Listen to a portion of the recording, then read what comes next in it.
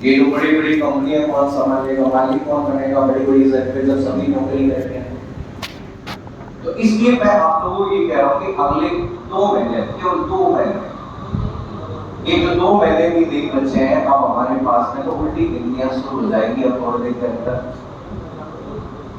ये सिलेबस कितना बड़ा है, इस सिलेबस को सोचो कि इंस्टीट्यूट को करवाने में कितना पसीना आ गया, तो पढ़ने में तो आने, पढ़ने में तो होता ही नहीं है।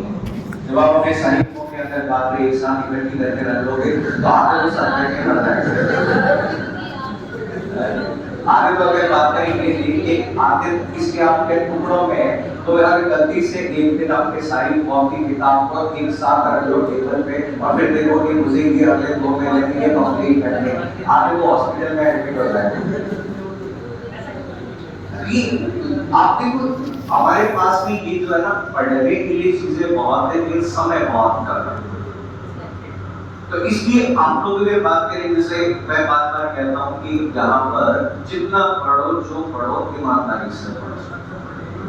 एक आपको अगर बात करें ये वो एग्जाम, जैसे मैं कहता हूँ, मैं ये सूचना सहायक भर्ती परीक्षा 2018 के अंदर 1302 पोस्ट थी और 1302 पोस्ट के अंदर देखिए यहाँ पर हमारे टेस्ट देने वाले लोगों की संख्या मात्र कितनी थी? टेस्ट देने वालों की संख्या मात्र 1500 या 1600 थी। 1516 से बच्चे टेस्ट देने ऑफलाइन दिए रहे आते थे, वो भी कब एग्जाम के दिनों में, लास्ट के कोई टाइम ही नहीं मिला। उस टाइम तो 3 मार्च को वैकेंसी आई, 3 मार्च को वैकेंसी और 7 मई को एग्जाम हो गया। ठीक है, अब उस समय तो पढ़ाने वाला कोई नहीं था, सब कुछ नहीं था। भले यहाँ पे अगर बात करें सुबह 7 से ऐसे क्लास चलती थी, सुबह 7 बजे से लेकर रात को 9 बजे तक सब कुछ नहीं पढ़ाता था।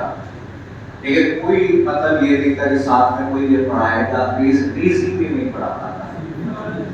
ठीक है, मैं भी पढ़ाता। उसमें अगर बात की, जब मैं रिजल्ट जब चेक करता था तो बच्चों को रिजल्ट देखता था, तो मैं कहता जो 100-300 चल रहे हो वो तुम सब पास हो।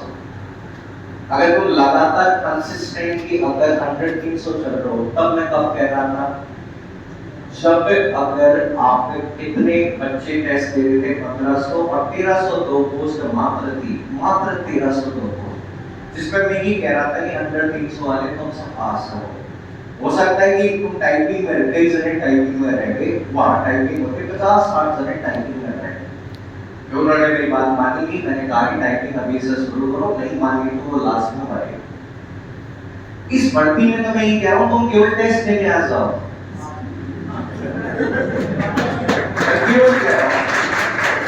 केवल ये कह रहा हूँ टेस्ट देने आ जाओ। 10,000 पोस्ट है, 10,000 पोस्ट है। मैं केवल ये कह रहा हूँ तुम टेस्ट देने आ जाओ। 1000 जने तुम सोचो, रिजल्ट देखो हमारे स्टार्टिंग के बच्चों के 80-80 नंबर आने लग गए हैं, 70-70 नंबर आने लग गए हैं। तो मतलब यहाँ पेपर 2 जानबूझ के टफ बनाया जाता है। ये पेपर 2 इसलिए टफ बनाया जाता है क्योंकि नोटबुक पे जो है वो तो आपको याद होना ही चाहिए, जो नोटबुक पे नहीं है वो और कैसे याद हो, वो पेपर में और डालो। भाई नोटबुक वाला तो सब आप याद करेंगे ही करेंगे, जो नोटबुक में नहीं है उसके अलावा एक्स्ट्रा क्या याद करना है वो पेपर में होता है। हमने टेस्ट सीरीज में सोचो, अभी टेस्ट सीरीज अभी चल रही है और अभी हमारे पास लगभग 2 महीने और टेस्ट सीरीज में संख्या हमारी 1100 पहुंच चुकी है। ये संख्या हो सकता है कुछ समय में 2500 प्लस संख्या हो जाए। कुछ लोगों ने टेस्ट सीरीज शुरू करी थी, बंद भी कर दी, और कुछ ने अभी शुरू करी तो पता चला 40 बच्चे टेस्ट दे रहे हैं। कंपटीशन देखो, जहां अभी अगर बात करें केवल हम हमारे इन उस बच्चों की बात कर रहे हैं, केवल टेस्ट सीरीज से ही आपका, मैं कह रहा हूं कि दोनों पेपर में तुम 40-40 लेकर यहाँ चलो, दोनों पेपर में 40-40 यहाँ लेकर चलो, वहां आराम से 50 प्लस नंबर आएंगे, आराम से 50 प्लस नंबर आएंगे वहां पर। यहाँ पेपर का लेवल टफ आता है, पेपर 1 हो या पेपर 2, वहां इतना टफ नहीं आता है। पेपर जब सेटर होता है तो पेपर सेटर हर 3 तरह के क्वेश्चन बनाता है, बेसिक, मीडियम और मॉडरेट। तो इसलिए मैं आपको कह रहा हूँ टेस्ट सीरीज में बढ़ चढ़कर हिस्सा लीजिए। आप अगर बात करें अब अपनी काबिलियत हम देख चुके हो 5 महीने 4 महीने पढ़ने के बाद, ये 4-5 महीने पढ़ने के बाद अब आपको पता चल चुका है कि आपके लिए क्या बस की बात और क्या नहीं है। जो बस की बात है उसको छोड़ो। लगता है कि बात करें यहाँ पे प्रोग्रामिंग नहीं आ रही तो छोड़ दो। जीके के 2 प्रश्न ज्यादा याद करो। लेकिन यहाँ पे मैं आपको केवल इतना कह रहा हूँ कि जो प्रोग्रामिंग वाली जो यूनिट है उसके लिए केवल और केवल examveda.com की नाम की वेबसाइट है। उस वेबसाइट पे जितने सवाल दिए गए हैं रट द जॉब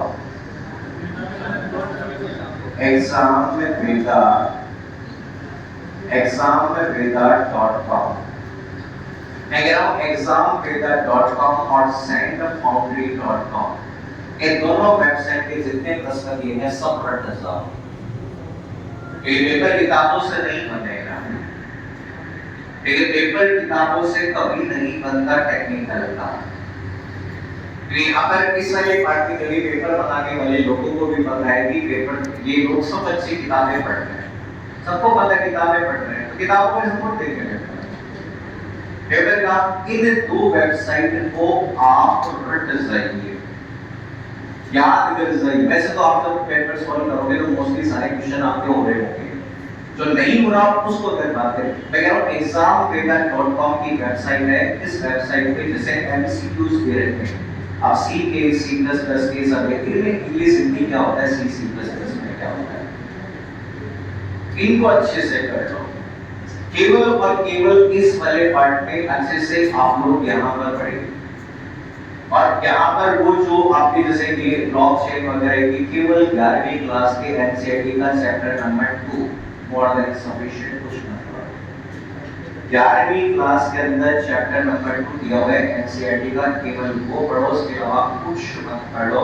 ये जो ब्लॉकचेन AI वगैरह ये सब रट्टे रटाई कोई सवाल आते हैं, केवल neural network, fuzzy network, AI को किसने बनाया, AI की एप्लीकेशंस क्या है, ब्लॉकचेन क्रिप्टोकरेंसी से लिंक बता दो क्या काम है, बस। इसमें अगर बात करें आप लोग ईमानदारी से डेली के 50-50 सवाल की याद रखना शुरू कर दो बस। मेजर जो पार्ट आता है, जैसे मैं कहता हूँ कि जैसे आपके फंडामेंटल और MS ऑफिस, वो ना तो नोट्स पढ़ो, ना तो आप फंडामेंटल और अगर MS ऑफिस के लिए ना तो नोट्स पढ़िए, ना ही किसी भी किताब की अगर बात करें क्वेश्चन सॉल्व करिए, बस केवल RSTP के आगे 40 पेपर याद रखिए। उसमें आपका इंटरनेट ऑफ टेक्नोलॉजी वाला भी चैप्टर हो गया।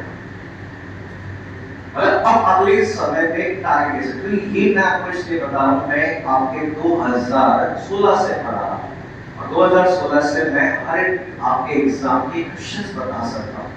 जो आज तक के इतिहास में क्वेश्चंस नहीं है वो आगे कैसे आ जाएंगे, और जो आज तक के इतिहास में आकर भी नहीं हुए वो जो अब नहीं आएंगे वो कैसे हो जाएंगे। हमें उन्हीं पे ध्यान देना है जो पिछले कई सालों तक बार बार क्वेश्चंस आए हैं। बार बार जितने भी क्वेश्चंस आए वो दोनों क्वेश्चन इस वेबसाइट, दोनों वेबसाइट पे कवर करते हैं। केवल ये 2 वेबसाइट बहुत ये हो जाए। इसके अलावा या फिर इस पे देख लो testbook.com, ये कवर कर लो testbook.com। तो अब अगले दिन आते 2-3 महीने प्रैक्टिस करो, केवल प्रैक्टिस करो। एक नोट यहाँ पे नोट एक वीक में जैसे ऐसा लगाओ कि जैसे कंप्यूटर नेटवर्क 1 साल रिवीजन किया, आप कंप्यूटर नेटवर्क के क्वेश्चंस करते हैं 2 मार्क्स में। वैसे मैंने आपको ऐप के माध्यम से अवेलेबल करवा दिए 540 के करीब क्वेश्चन, आपके 1 या 2 दिन में उसके हार्ड कॉपी भी प्रिंटिंग के लिए दे दिए। तो मैं कंप्यूटर नेटवर्क और सिक्योरिटी के वो क्वेश्चंस भी आपको हार्ड कॉपी में दे दूंगा। 550 के करीब क्वेश्चंस हैं, दोनों यूनिट को मिलाकर 850। और मैंने इसी वीक में मैंने वेब टाइप और वो भी IoT के भी क्वेश्चन तैयार कर दिए, लगभग 400 के करीब वो क्वेश्चन है।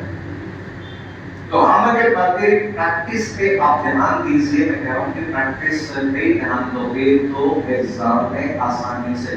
अब एक बार एक चीज देखना, अगर तुम्हें विश्वास ना हो तो किसी भी पेपर को उठा के देखना, कोई भी पेपर जैसे आपका LDC WDC कोई भी जैसे कोई भी पटवारी वगैरह का कंप्यूटर का पेपर उठा के देखना, उस पेपर को क्वेश्चन को अंग्रेजी में टाइप करना गूगल में और एंटर मारना। एंटर मार के आप देखोगे तो वो क्वेश्चन किसी न किसी वेबसाइट पे मिलेगा और जिस वेबसाइट पे मिलेगा उसी वेबसाइट पे वो सारे क्वेश्चन लाइन से मिलेंगे तुम्हें करवाएंगे। ऑप्शन भी चेंज नहीं होता है। इधर बात के सी का तुम्हें ऐसा कोई क्वेश्चन याद कि ऐसा ये तुमने लिखा है तो याद कर लेना, उसका ऑप्शन में अगर जीरो है तो जीरो याद कर लेना, कैसा है ये नहीं पता। अगर ऐसा लिखा मिल रहा है तो याद कर लेना जीरो आएगा इसका। कोई नहीं दिमाग लगाता पेपर पढ़ाएगा, जब अगर क्वेश्चन उल्टा सीधा बनाएगा तो उत्तर भी तो निकालना पड़ेगा, उत्तर कैसे निकालेगा? तो इसलिए अगर बात में बोले ऑप्शन की चेंज नहीं होते, ए है तो ए आंसर है, बी है तो बी आंसर है।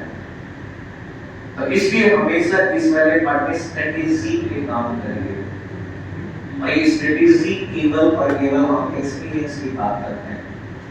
लेकिन इस कंपटीशन में इतने सालों को पढ़ाने का एक्सपीरियंस हुआ है, इसी वजह से मैं बता पाता हूँ कि क्वेश्चन ये है वापस करेंगे एज जो पार्ट है, इसलिए हमें यहाँ पर ध्यान रखना है।